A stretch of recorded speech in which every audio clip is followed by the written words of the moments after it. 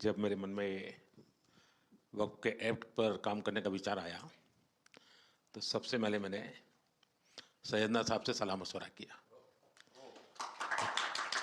फिर उन्होंने आपको मेरे पास भेजा तो मैंने इनको 3 साल तक परेशान किया कि आप ज़रा इसको अपने तरीके से देखिए, आप अपनी लीगल एडवाइस लीजिए, मुझे ड्राफ्ट दीजिए।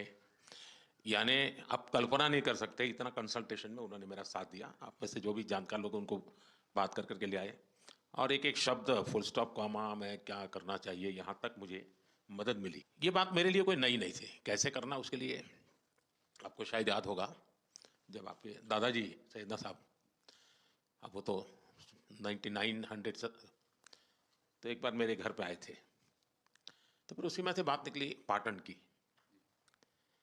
अब एक व्यक्ति इस वक़्फ़ के नाम पे आप लोगों के लिए वो सबसे बड़ी श्रद्धा की जगह है, उसको दबोच के बैठा हुआ।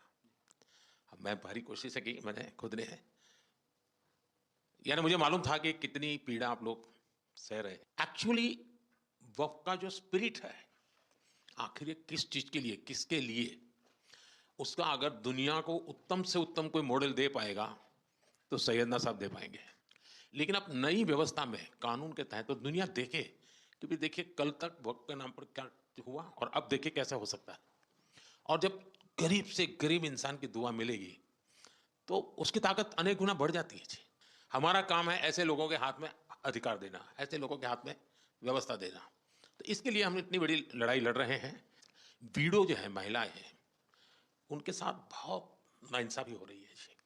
हमारी कोशिश है कि उनको कोई न्याय मिले, उनकी भविष्य की। अब कुछ परिवारों को पता नहीं होता है, संपत्ति ऐसे ही वक्त को करवा देते हैं और बैठ जाते हैं कुछ लोग।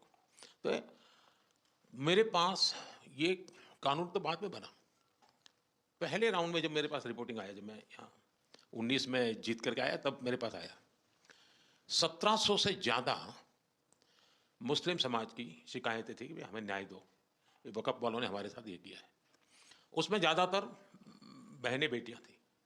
तब जाकर के मैंने कहा भाई रियलिटी क्या है खोजो।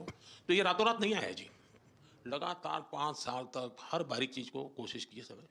फिर उसमें से मुझे बहुत पहले बड़े सैयदना साहब से काफ़ी बातें मेरी होती थी, तो मुझे मालूम था कि बोहरा समाज हो या शिया मुस्लिम हो, उन सब उनको तो और मुझे अहमदिया को और मुसीबत है। मैंने कहा भाई इनको तो कोई अलग से प्रोटेक्ट करना पड़ेगा। उसमें से मैंने इस व्यवस्था को विकसित करने का प्रयास किया है। मुझे अच्छा लगा, आप सबसे मिलने का मौका मिल गया। चलिए बहुत बहुत धन्यवाद आप सबका।